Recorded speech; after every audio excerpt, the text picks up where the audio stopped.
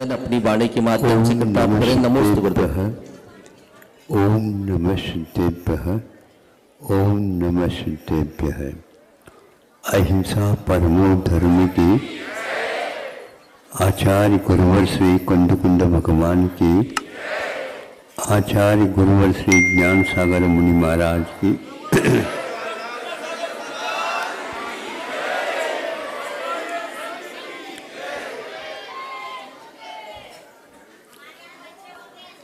आप लोगों को दिख रहा होगा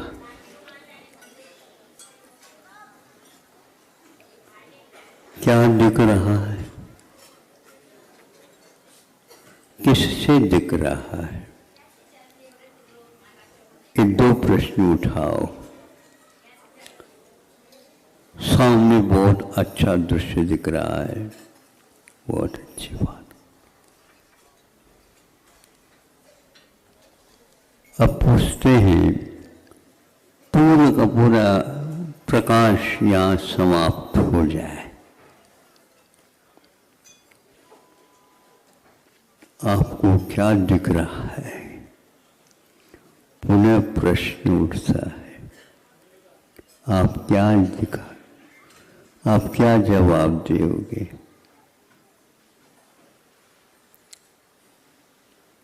हमने जो देखा वह दिख रहा है। ऐसा संभव तब है जब हम उससे पहले परिचित हो, फिर बाद में सोचे। हमारे पास दो प्रकार के दर्शन हैं, एक चक्षु दर्शन और एक अचक्षु दर्शन। अचक्षु दर्शन एक प्रकार से परिचित नहीं हमसे, और चक्षु दर्शन तो बहुत परिचित है। जब प्रकाश का पूर्णतः अभाव है, हमें कुछ नहीं दिख रहा अथवा हम किसी को कुछ पहचान नहीं पा रहे, यह हमारी धारणा गलत है। मुझे कुछ नहीं दिख रहा, किंतु मैं अंधा नहीं हूं। मेरे पास देखने के साधन और हैं, और वह बहुत महत्वपूर्ण है। मोक्ष मार्ग में कुछ दिखता नहीं, जो आप चश्मा लगा करके आकर के हमारे सामने बैठ जाओ।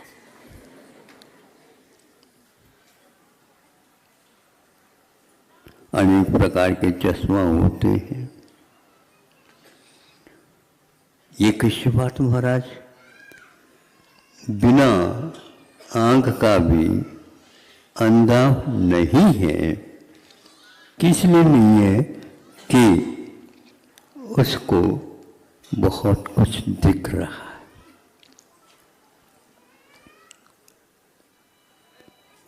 जिस समय आप कोई भी वस्तु खाते हैं, उस समय वह वस्तु मुख में है, आपको दिख रही है?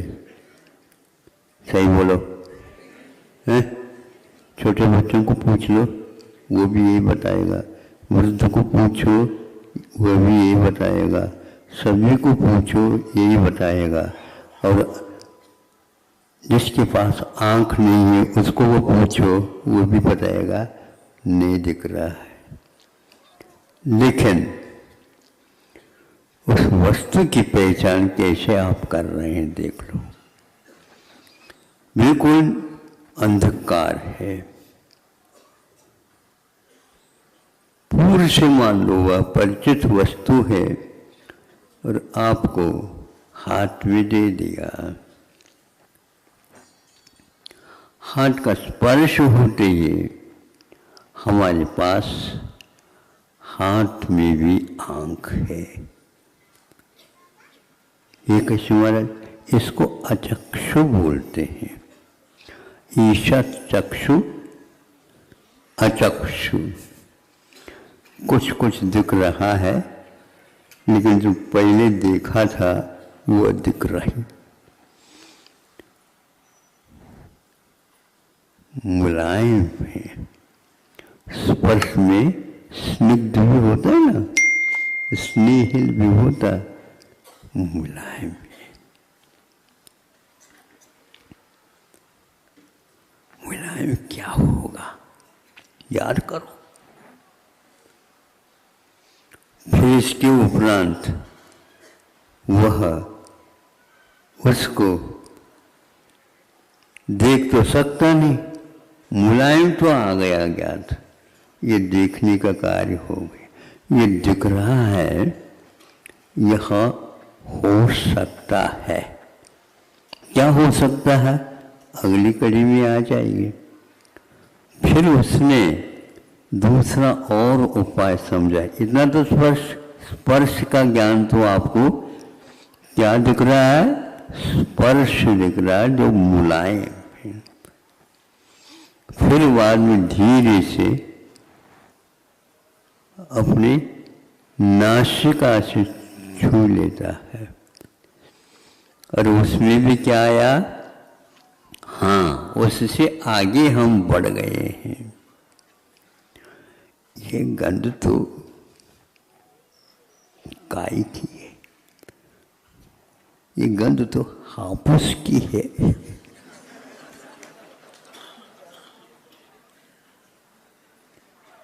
कब आपने हापुस खाया था, कहाँ खाया था, कितना खाया था, किससे मांगा था या खरीदा था, आदि आदि सारे सारे चित्र आपके सामने आ गए। आपके पास कितनी क्षमता है बताओ। केवल आंख के द्वारा ही दिखता है ऐसा नहीं, बल्कि आंख से कम और अन्य जो आंख हैं उसके द्वारा ज़्यादा दिखता। शास्त्रों में ये उल्लेख है। उसको हम देखना भी कहते हैं, छूना भी कहते हैं, सूंघना भी कहते हैं। अब इसके उपरांत कौन सा साधन रह गया और स्पष्ट कर देता है। उसको उसने चख लिया, सारे साधन पूर्ण हो गए। चखते ही उसका जो कल चखा था, पूर्व में चखा था, वह त्यों का त्यों सामने आकर के खड़ा हो जाता। ये ज्ञान का, ये दर्शन के माध्यम से वस्तुओं को हम पहचानते हैं। इस पहचान के कारण ही हमें वह मोक्ष मार्ग नहीं दिख रहा है, लेकिन दिख रहा है। गुरुदेव की कृपा आंख वालों के ऊपर ही होती है। ये गलत धारणा छोड़ दो। और जो आंख के बिना भी भीतरी आस्था की आंख से देखता है और वह बहुत स्पष्ट देख रहा है। जब जन्म हुआ उस समय से लेकर के वह मरण तक, और मरण होने के उपरांत विस्मरण नहीं होता, और वह सीधा वहाँ से वह गुरुदेव के चरणों में आ जाता है। किस आस्था से आता? जो पूर्व की आस्था थी, वह अपूर्व आस्था थी, उसको उन्होंने संजोए रखा। पंचेंद्र के विषयों में वह गाफिल नहीं हुआ, वहाँ पर स्वर्ग में, और सीधा यहाँ पर आया और कहता है, गुरुजी आपने तो हमें छोड़ ही दिया। आवश्यक था बेटा, छोड़ना आवश्यक है, क्योंकि छूट जाने से पूर्व में छोड़ना बुद्धिपूर्वक होता है। यहाँ छोड़ेंगे तभी उसको हम सुरक्षित रखेंगे, तभी इसको भी विस्मित नहीं करेंगे, किंतु याद रखेंगे। अतीत की यात्रा हमारे इस प्रकार आँखों के व्यापार के बिना भी होता है और हमारी आस्था को वह बहुत मजबूत बना देता है।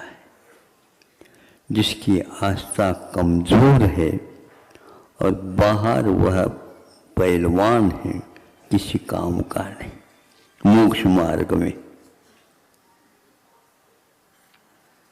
किंतु हम उस ओर न देख करके केवल शारीरिक स्थिति को ही देखते हैं तो हमारी बड़ी गलती हो जाती। जब चख लेता है सूंघा हुआ और मजबूत ज्ञान हो जाता है।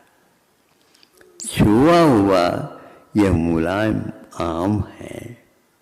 आम मुलायम ही होते हैं, ऐसे कोई नियम नहीं। कुछ ऐसे भी होते हैं तोतापुरी जैसे। क्यों हंस रहे हो?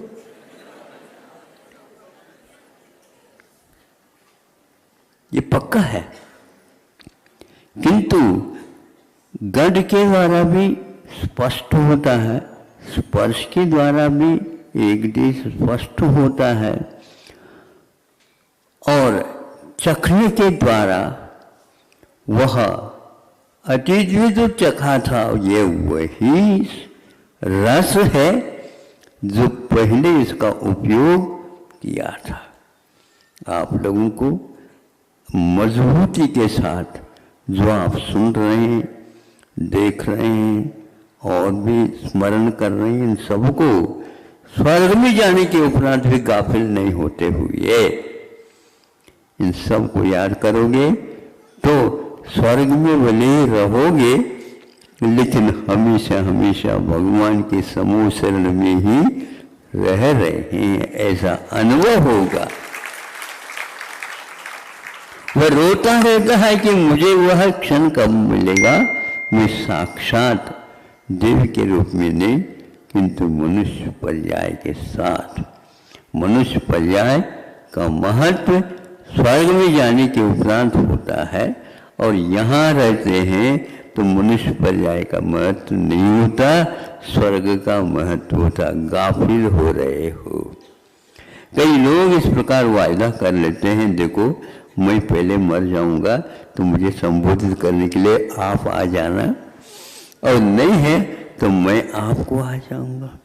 लेकिन जब दोनों चले जाते हैं स्वर्ग में, गाफिल हो जाते हैं, आड़ोस पड़ोस में रहते हैं, लेकिन कोई याद नहीं करता।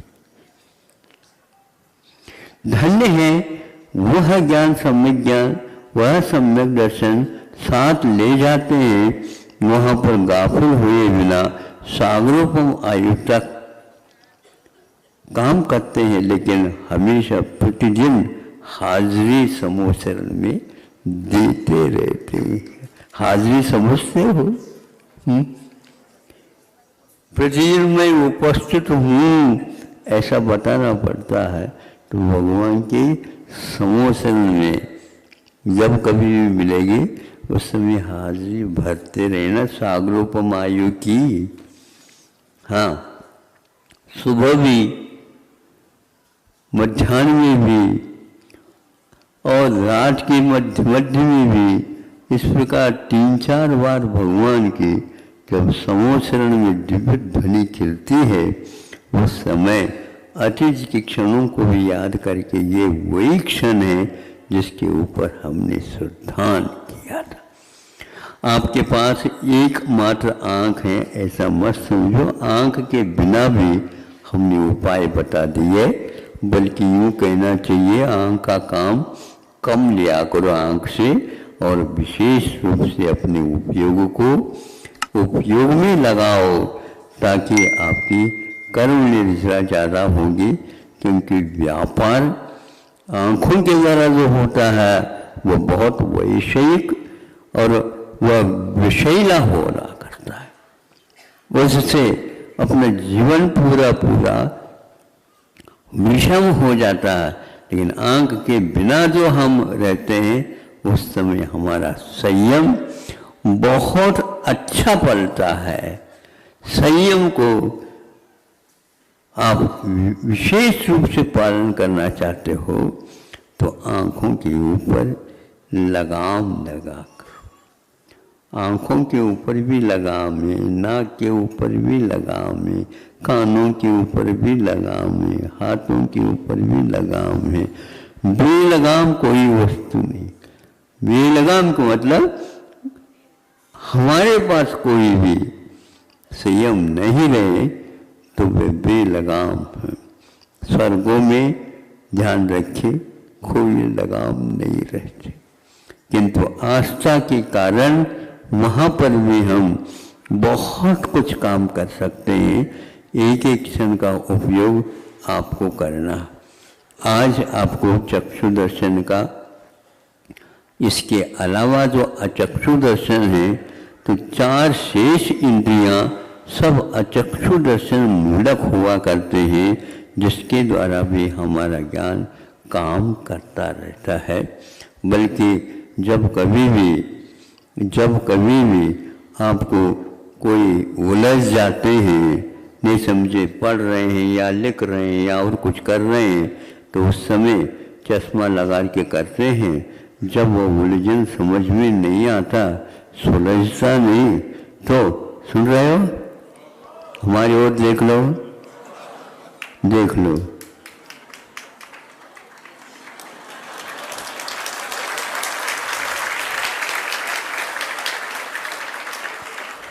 जब समझ में नहीं आता तो आंखों के ऊपर जो चश्मा लगाया था उसको फालतू है, इसलिए उलझो नहीं। मन यदि उलझ जाता है गणित भी उलझ जाती, और मन यदि सुलझ जाता है तो कहीं भी बैठे रहो बिल्कुल सब सामने स्पष्ट हो जाता है। भगवान से प्रार्थना करता हूँ हमारी भी आंखें ऐसे रहें और आप लोगों को उससे भी अच्छे रहे, लेकिन बहुत कठिन होता। अब उलझोगे तो नहीं है?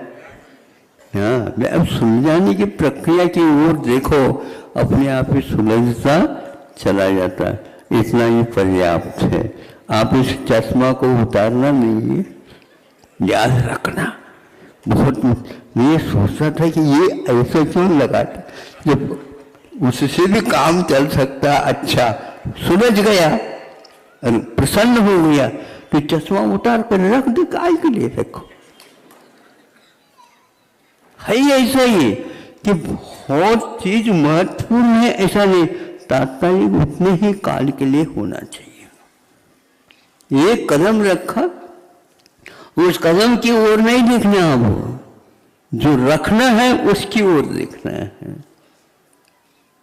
जिस कदम को रखना है वो दिख नहीं रहा है, लेकिन सड़क दिख रही है, जमीन दिख रही है, उसके ऊपर उसको रखना है। उसको देख करके रखोगे तो गिर जाओगे। हर कदम पर आप देख लो, जिस कदम को रखते हो वही दिख रहा है, जिस कदम को उठा रहे हो वो नहीं दिखता। वह अतीत का कार्यक्रम हो गया।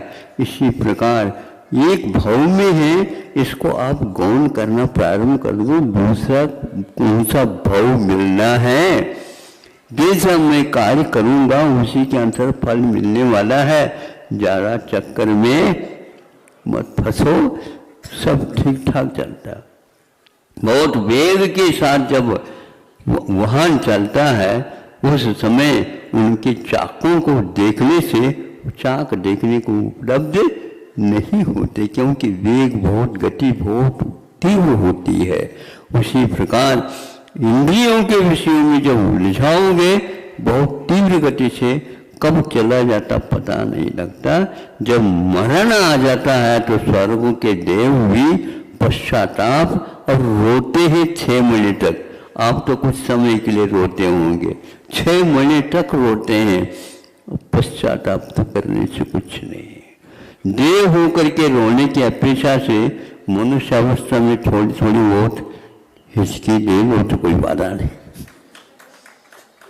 क्योंकि वह शारीरिक दृष्टि से तात्कालिक चाहता है, लेकिन वहां पर बहुत वर्षों सागरोपम आयु तक चाहता है। किसी को भी इस प्रकार का अवसर प्राप्त नहीं होता। चश्मा को बहुत जोखिम के साथ अपने पास सुरक्षित रखना हुई है। देखा है कि नहीं हमारे चित्र को? अब आंखें बंद करके देख लो महाराज ने क्या कहा था, अवश्य दिखेगा। एक व्यक्ति आया, महाराज अब कहाँ मिलना, कहाँ मिलना, कहाँ मिलना? अरे कहाँ तो छोड़ दो, अभी यहाँ है, इसको देख लो। देख रहे हो? हाँ महाराज देख रहे हैं।